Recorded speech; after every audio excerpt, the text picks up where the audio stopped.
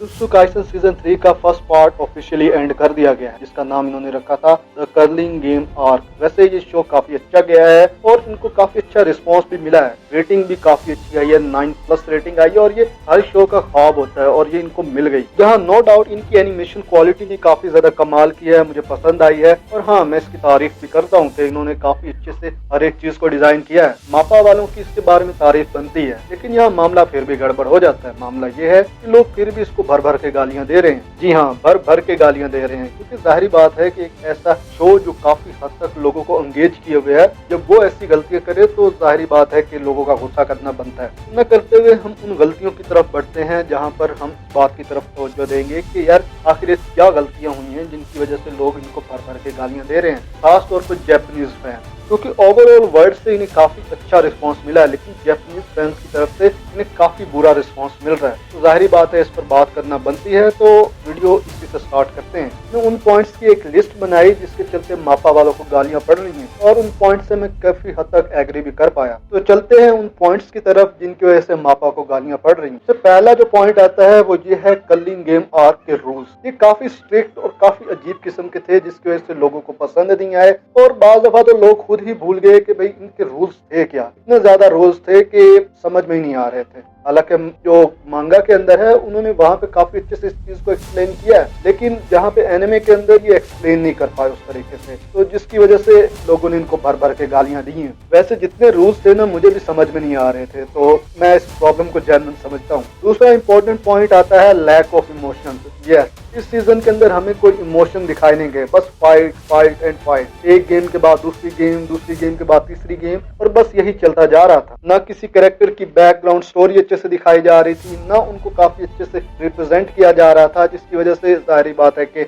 Audience का trigger होना बनता भी था। वैसे मैंने भी इस बात को नोटिस किया था, लेकिन जाहिर बात है कि वो एनिमेशन और फाइटिंग स्टाइल में मैं इतना बिजी हो गया था कि मैंने इसको नोटिस ही नहीं किया था, मैं इसको इग्नोर ही कर गया था। तो भाई मैं इसको थोड़ा सा ना समझता हूँ कि ना ही हो तो बेहतर है। वैसे अगर कहा जाए तो इमोशंस जो होते हैं वो एनिमे की जान हुआ करते हैं, अगर ये उसी को निकाल देंगे तो बचेगा क्या। तीसरा इंपॉर्टेंट पॉइंट है multiple characters. Yes, multiple characters को इंट्रोड्यूस किया गया, उनकी लड़ाई करवाई गई, और उसके बाद उन्हें ऐसे खत्म किया गया कि मानो जैसे उनका कोई रोल ही नहीं था। ऐसा लग रहा था कि अगर वो ना भी होते तो कोई फर्क नहीं पड़ता यहाँ पर। वैसे मुझे लगता है कि मापा को इस पर तवज्जो देनी चाहिए। वैसे ये काफी इंपॉर्टेंट चीज है कि अगर आप इतने ज्यादा कैरेक्टर्स इंट्रोड्यूस करवाते हो, तो उन्हीं कैरेक्टर्स को जल्दी जल्दी मार देते हो, तो ये काफी ज्यादा अजीब लगता है। कम से कम उन्हें 4-5 एपिसोड तक तो टिकाओ। एक एक एपिसोड में एक एक बंदा उड़ाया इन्होंने, जिसके चलते कैरेक्टर्स के साथ जुड़ना तो दूर की बात है, कैरेक्टर्स को इग्नोर करना ज्यादा अच्छा लग रहा था। क्योंकि अगर हम मांगा में देखें तो हर कैरेक्टर को काफी अच्छे से इंट्रोड्यूस किया गया, हर कैरेक्टर की डेथ काफी ज्यादा मीनिंगफुल फील होती है, लेकिन यहाँ पे तो मामला ही उल्टा कर दिया इन्होंने। और सबसे बड़ा प्रॉब्लम निकल कर आया है जापानीज फैन की तरफ से। अगर तुम्हें एपिसोड 4 याद हो तो वहाँ माकी वर्सेस ज़ेनिन क्लैन हुआ था, और ये एपिसोड इतना ज्यादा खास था, मुझे भी काफी ज्यादा पसंद आया था, क्योंकि ये काफी हद तक ग्राउंडेड फील करवाता है। काफी हद तक ऐसा फील होता है कि यार हाँ, यहाँ R-रेटेड वाला मसाला मिला है मुझे। लेकिन यहाँ पे पता नहीं जापानीज फैंस को ऐसी कौन सी मस्ती चढ़ी तो उन्होंने स्टूडियो वालों को अंधाधुंध गालियां दी हैं। यहाँ पर उनका कहना यह था कि इन्होंने खून खराबा दिखाने के चक्कर में माकी की जो पेनफुल स्टोरी थी उसको अच्छे से एक्सप्लेन नहीं किया है। हालांकि ये बात मैं भी मानता हूँ कि इन्होंने काफी बुरे तरीके से उस चीज को एक्सप्लेन किया है। सिर्फ थोड़ा सा इंट्रो देने के बाद उन्होंने जो ज़ेनिन क्लैन की वहाँ तबाही मचवाई है, ये काफी बुरा था। इतने बुरे तरीके से काटा ना, उसके बाद माकी ने इन सबको समझ में आ रहा था कि भैया जैसे कोई बंदा गाजर मूली काट रहा हूँ। जिस बहन से जीते जी बनी नहीं, उसकी मरने के बाद उसका रिवेंज इतने ब्रूटल तरीके से लिया इसने। यहाँ दूसरी तरफ माकी के उस स्कार्स को काफी ज्यादा पसंद किया था लोगों ने, और मैंने भी पर्सनली काफी ज्यादा पसंद किया था। उसने लुक को काफी अच्छे से इन्होंने दिखाया था और मुझे पसंद भी आया था। लेकिन वो जो बैकग्राउंड स्टोरी थी वो काफी ज्यादा हल्की फील होती है, क्योंकि इन्होंने उसको ठीक तरीके से रखा ही नहीं है हमारे सामने। उसके बाद अगला पॉइंट आता है डायरेक्टर का इस सीरीज को छोड़ देना। अगर देखा जाए तो अब तक जितनी भी क्वालिटी मेंटेन की गई थी वो शोटा के थ्रू की गई थी। छोटा जो इस डायरेक्टर हैं और काफी अच्छे से इस सीरीज को लेकर चल रहे थे, लेकिन उन्होंने कुछ क्रिएटिव डिफरेंसेस के चलते इस स्टूडियो को बाय बाय कर दिया। जो लगता भी है कि वाकई ये सही कर रहे थे, क्योंकि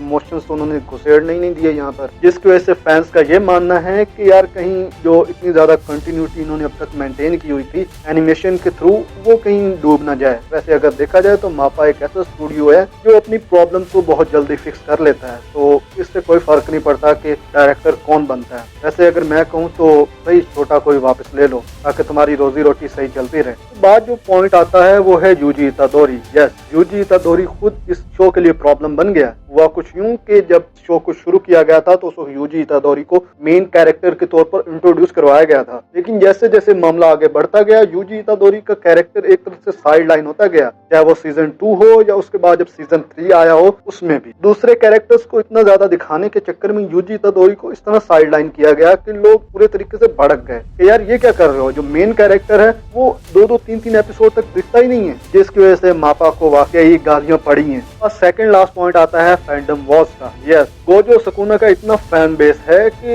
हर वक्त जब भी जुजुत्सु काइसेन का कोई सीजन या कोई लीक सामने आता है तो उस वक्त ये लोग अपने अपने कैरेक्टर को इतना ज्यादा पावरफुल करके दिखाते हैं कि मानो जैसे लड़ाई इन्होंने लड़नी हो, ना कि कैरेक्टर्स ने। वैसे जब राइटर की फटी पड़ी है ये सब देखकर तो तुम क्या ही कर लोगे। राइटर ने भी अपनी अलग से ही तबीयत बनवाई है इसकी वजह से, तो भैया तुम अपना दिल थोड़ा हल्का करके रखो क्योंकि हमें पता है कि गोजो की मौत कैसे होने वाली। इसके बाद लास्ट इंपॉर्टेंट पॉइंट आता है मापा वर्कर्स राइट। मुझे नहीं पता कि ये कितना एक रेलेवेंट हो सकता है इस एनिमे को लेकर, लेकिन हाँ ये है कि इनके वर्कर्स ने काफी बार शिकायत की है और कई बार तो ये स्ट्राइक पर भी चले गए। भैया काम इतना ज्यादा करवाते हैं और उसके बदले में चवन्नी अठन्नी दे रहे हैं हमें, जिसकी वजह से वहाँ की ह्यूमन राइट्स एक्टिविस्ट काफी बुरे तरीके से मापा पे भड़के हुए हैं और मे बी के मापा को बहुत बड़ी कीमत भी चुकानी पड़ सकती है इसकी वजह से। आइदर वे तुम्हें ये प्रॉब्लम इतनी जेन्युइन लगती है तुम इसके बारे में अपनी ओपिनियंस कमेंट सेक्शन में दे सकते हो, और अगर तुम्हें और कोई प्रॉब्लम नजर आई हो तो तुम उसके बारे में भी बात कर सकते हो। कमेंट सेक्शन ओपन है। इसी के साथ अगर वीडियो अच्छी लगी हो तो चैनल को सब्सक्राइब करो, वीडियो को लाइक करो और शेयर कर दो। और हाँ, आज का टारगेट मैंने रखा हुआ है 500 सब्सक्राइबर्स का, तो यार वो भी फाइनली कंप्लीट करो क्योंकि मैंने पिछली वीडियो में भी कहा था कि मैं 500 सब्सक्राइबर्स को क्रॉस करना चाहता हूँ अब।